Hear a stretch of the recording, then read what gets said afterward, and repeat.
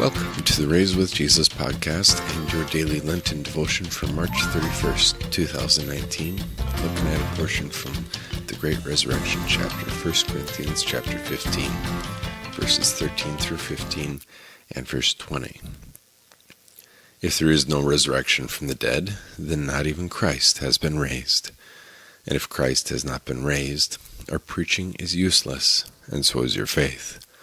More than that, we are then found to be false witnesses about God, for we have testified about God that he raised Christ from the dead.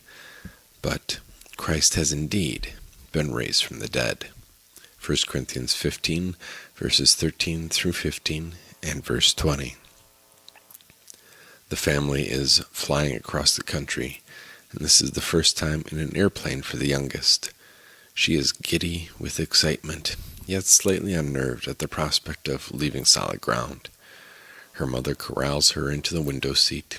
Tiny nose pressed against the plexiglass, the excited child watches the luggage being loaded onto the plane.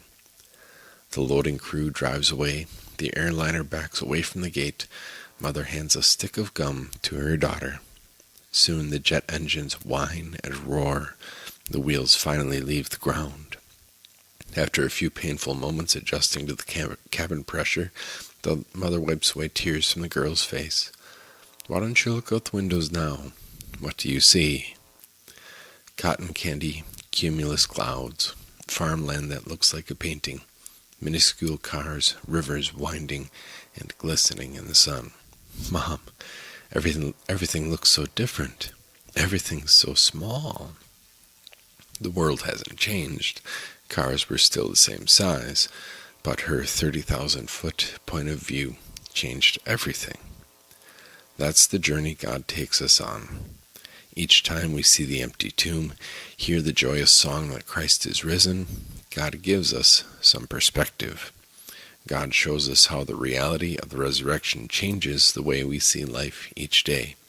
The point that God drives home again and again is this: if Jesus did not really, physically, bodily rise from the dead, then his words are worse than worthless.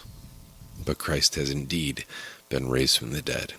His words are true, his promises are true, and we have a new life together with him. Talk about some perspective. We pray. Dear Jesus, thank you for Easter.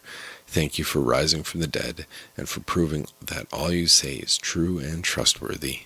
Be with me this new week and show me the new life that I have with you through you. Amen. God bless your day.